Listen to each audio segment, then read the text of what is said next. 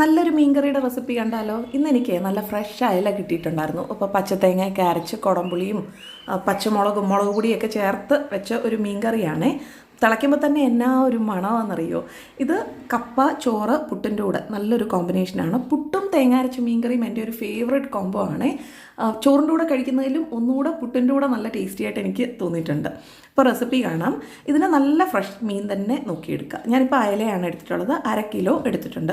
ഒരുപാട് ദശക്കട്ടിയുള്ള മീൻ എടുക്കുന്നതിലും ഇങ്ങനത്തെ മീനിൽ ചെയ്യുമ്പോൾ ഒന്നുകൂടെ ടേസ്റ്റി ആയിരിക്കും.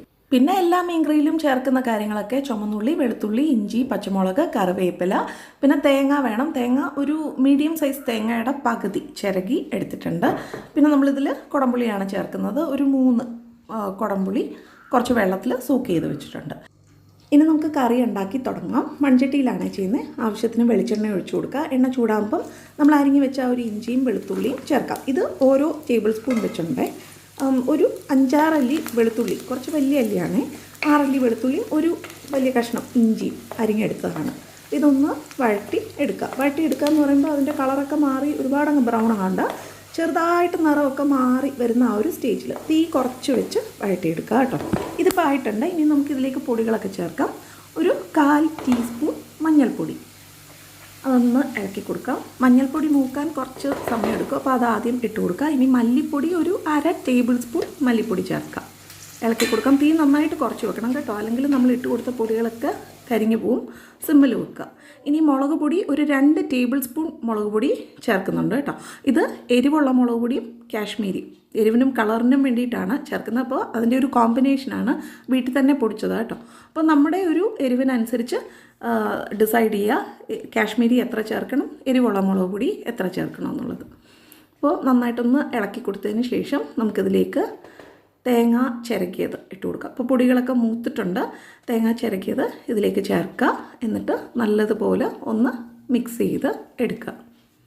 അപ്പോൾ ഈ തേങ്ങ നമ്മൾ വറുത്തെടുക്കേണ്ട ആവശ്യമൊന്നുമില്ല, ഒന്ന് ചൂടായാൽ മാത്രം മതി. അപ്പോൾ നല്ലതുപോലെ ഒന്ന് മിക്സ് ചെയ്ത് എടുക്കുക. അപ്പോൾ ഞാൻ ഫ്ലെയിം ഓഫാക്കി. ഇനി ഈ ഒരു മിക്സ് ഒന്ന് തണുക്കാൻ വേണ്ടിയിട്ട് നമുക്ക് മാറ്റി വെക്കാം. അപ്പോൾ ഇത് തണുത്ത് വന്നിട്ടുണ്ട്. ഇനി ഇത് അരച്ചെടുക്കാം. ഞാനിപ്പോൾ അരച്ചെടുത്തിട്ടുണ്ട്. കുറച്ച് വെള്ളം ഒഴിച്ചു കൊടുത്ത് നല്ല സ്മൂത്ത് ഒരു പേസ്റ്റ് ആകുന്നിടം വരെ അരച്ചെടുക്കാം. നല്ല മഷി പോലെ അരയണം കേട്ടോ. ഇനി വീണ്ടും മൺചട്ടിയിലേക്ക് കുറച്ച് വെളിച്ചെണ്ണ ഒഴിച്ചു കൊടുക്കാം. എണ്ണയൊന്ന് ചൂടായി വരുമ്പം ഇതിലേക്ക് ഒരു 1/2 ടീസ്പൂൺ കടുക് ഇട്ട് ഒന്ന് പൊട്ടിച്ചെടുക്കാം. കടുകൊക്കെ ഒന്ന് പൊട്ടി വരുമ്പോൾ നമുക്കിതിലോട്ട് ഒരു 1/4 ടീസ്പൂൺ ഉലുവ ചേർക്കാം. ഉലുവയും ഒന്ന് പൊട്ടട്ടെ, കരിഞ്ഞു പോകരുത് കേട്ടോ ഒന്നും. അപ്പോൾ ഉലുവ പൊട്ടിക്കഴിയുമ്പോൾ കറിവേപ്പില ചേർക്കാം. ഇനി നമ്മൾ അരിഞ്ഞ് വെച്ച ഒരു ചുമന്നുള്ളി, ഒരുപാടൊന്നും വേണ്ട, ഒരു 6 ചുമന്നുള്ളിയാണ് അരിഞ്ഞെടുത്തേക്കുന്നത്. പച്ചമുളക് ഇട്ട് കൊടുക്കാം. പച്ചമുളക് ഹാഫ് സ്ലിറ്റ് ചെയ്താണ്, മുഴുവനായിട്ട് അങ്ങ് കട്ട് ചെയ്തില്ല. ഒരു പകുതി വെച്ചൊന്ന് മുറിച്ച് ഇട്ട് കൊടുക്കുക. ഇതൊന്നും ഒരുപാടൊന്നും വഴളണ്ട. 1 മിനിറ്റ് ഒന്ന് ഇളക്കി കൊടുത്തതിന് ശേഷം തക്കാളി ചേർക്കാം. ഒരു 2 ചെറിയ തക്കാളിയാണ് ഞാൻ എടുത്തിട്ടുണ്ടായിരുന്നത്. മീഡിയം സൈസ് തക്കാളിയൊക്കെ ആണെങ്കിൽ ഒരെണ്ണം എടുത്താൽ മതി. പിന്നെ നമ്മുടെ അരപ്പ് ഇതിലേക്ക് ചേർക്കാം. തക്കാളിയൊക്കെ വഴലാനൊന്നും വെയിറ്റ് ചെയ്യേണ്ട കേട്ടോ, ഉടനെ തന്നെ നമുക്ക് അരപ്പ് ചേർക്കാം. അതുപോലെ ചുമന്നുള്ളി ആണെങ്കിലും ഒത്തിരി ഒന്നും വഴറ്റി എടുക്കേണ്ട ആവശ്യമില്ല. ഇനിയും ഈ അരപ്പിട്ട് കൊടുത്തതിന് ശേഷം നന്നായിട്ടൊന്ന് ഇളക്കി കൊടുക്കുക. എന്നിട്ട് നമ്മുടെ കുടംപുളി ഇതിലേക്ക് ചേർക്കാം. അപ്പോൾ ഞാനൊരു 3 കഷ്ണം കുടംപുളി ഇട്ട് കൊടുത്തിട്ടുണ്ട്. നമ്മുടെ ആ ഒരു മിക്സിയുടെ ജാറ് ഒന്ന് കഴുകി വെള്ളം കൂടെ ഒഴിച്ചു കൊടുത്തു. ആവശ്യത്തിന് ഉപ്പ് ചേർത്തു. ഒന്ന് മിക്സ് ചെയ്യുക. ഇനി ഈ അരപ്പൊന്ന് ഗ്രേവി ഒന്ന് നന്നായിട്ടൊന്ന് തിളയ്ക്കണം. എന്നിട്ടാണ് നമ്മൾ മീൻ ചേർക്കുന്നത്. അപ്പോൾ അടച്ചു വെക്കാം. ഇപ്പോൾ ഒരു 5 മിനിറ്റ് ഞാൻ ഗ്രേവി തിളപ്പിച്ച് എടുത്തിട്ടുണ്ട്. ഹൈ ഫ്ലെയിമിലായിരുന്നു വെച്ചിരുന്നത്. അരപ്പൊക്കെ നന്നായിട്ടൊന്ന് വെന്തിട്ടുണ്ട്. ഇനിയും വേണം നമ്മൾ മീൻ ചേർക്കാൻ. അപ്പോൾ മീനെല്ലാം ഇട്ട് കൊടുത്തു. എന്നിട്ട് ചട്ടി ഒന്ന് ചുറ്റിച്ചു കൊടുക്കാം. മീൻ ചേർത്തതിന് ശേഷം സ്പൂണിട്ട് അങ്ങനെ ഇളക്കണ്ട, ചട്ടി ഒന്ന് ചുറ്റിച്ചു കൊടുത്താൽ മതി. ഇനിയും ഒരു മീഡിയം ഹൈ ഫ്ലെയിമിന് ഇടയ്ക്ക് വെച്ച് ഇതൊന്ന് അടച്ച് കുക്ക് ചെയ്യാം. ഒരു 5 മിനിറ്റൊക്കെ ഒന്ന് അടച്ച് കുക്ക് ചെയ്ത് കഴിഞ്ഞാൽ മീനൊക്കെ നന്നായിട്ട് വെന്ത് കിട്ടും. അത് മതിയാവും. അടച്ചു വെക്കാം.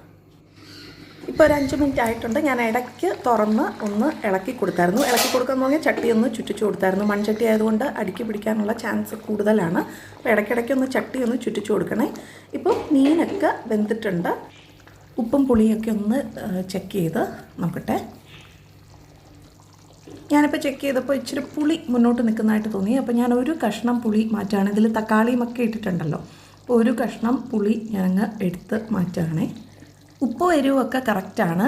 ഇതുപോലെ തേങ്ങ അരച്ചൊക്കെ കറിയൊക്കെ വെക്കുമ്പം നമുക്ക് എരിവ് കുറച്ച് വേണം. അപ്പോൾ അതനുസരിച്ച് പച്ചമുളകും മുളക് പൊടിയൊക്കെ ചേർക്കണം കേട്ടോ. ഇനിയും ഇതൊരു 5 മിനിറ്റ് കൂടെ തുറന്ന് വെച്ച്, ഇനി അടയ്ക്കുന്നില്ല, തുറന്ന് വെച്ച് തീ കുറച്ച് ഒന്ന് തിളപ്പിച്ചെടുക്കുക. അപ്പോൾ എണ്ണയൊക്കെ മുകളിൽ തെളിഞ്ഞ് വരും, കറി റെഡിയായിട്ട് വരും. ഒരുപാടങ്ങ് തിക്കാകുന്നിടം വരെ നമ്മളിത് തിളപ്പിക്കുന്നില്ല. നമ്മളിതിപ്പോൾ രാവിലെയാണ് ഉണ്ടാക്കുന്നത്, ഉച്ച വരെ ഇരിക്കാനുള്ള കറിയാണ്. അപ്പോൾ ഇരിക്കുമ്പം ഒന്നുകൂടെ അങ്ങ് കുറുകിപ്പോവും. ഇനി ഫ്ലെയിം ഓഫ് ആക്കുന്നതിന് മുമ്പ് കറിവേപ്പിലയും പച്ച വെളിച്ചെണ്ണയും കൂടെ മുകളിലേക്ക് ഒഴിച്ചു കൊടുത്തതിന് ശേഷം ഫ്ലെയിം ഓഫ് ആക്കുക. എന്നിട്ട് അടച്ച് വെക്കുക.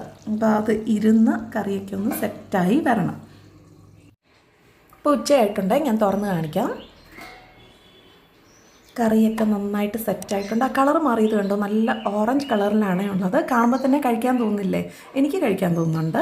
ഈ ഒരു കറി ഉണ്ടാക്കുമ്പം ശ്രദ്ധിക്കേണ്ടത്, നമ്മൾ ഉണ്ടാക്കിയ ഉടനെ തന്നെ കഴിക്കരുത്. ഒരു 2 മണിക്കൂറെങ്കിലും വെക്കുക. കറിയൊക്കെ നന്നായിട്ടൊന്ന് സെറ്റായതിന് ശേഷം കഴിക്കുക. ചോറിൻ്റെ കൂടെ ഒക്കെ കഴിക്കുമ്പോഴേ അതും ഇതും തോരനും മെഴുക്കുവരട്ടിയൊക്കെ കൂട്ടിക്കുഴച്ചൊന്നും കഴിക്കരുത്. ഈ ഒരു കറി മാത്രം മതി. അതൊഴിച്ച് ആസ്വദിച്ച് ചോറുണ്ണുക. എൻ്റെ കൂട്ട് അയല തല ഇഷ്ടപ്പെടുന്ന ആരെങ്കിലും ഉണ്ടോ? ഞാൻ അയലക്കറിയൊക്കെ വെക്കുവാണെങ്കിൽ ഈ തല നോക്കിയെടുത്ത് കഴിക്കും. എനിക്ക് ഭയങ്കര ഇഷ്ടമാണേ. അപ്പോൾ ഞാൻ കഴിക്കട്ടെ. വീഡിയോ ഇഷ്ടപ്പെടുവാണെങ്കിൽ ലൈക്ക് ചെയ്യാൻ മറക്കരുത്. കൂടുതൽ ഇഷ്ടപ്പെട്ടാൽ സബ്സ്ക്രൈബ് ചെയ്യുക. ട്രൈ ചെയ്യാൻ മറക്കരുത് കേട്ടോ റെസിപ്പി. അപ്പോൾ മറ്റൊരു നല്ല റെസിപ്പിയുമായിട്ട് നമുക്ക് വീണ്ടും കാണാം. Stay tuned. ബൈ.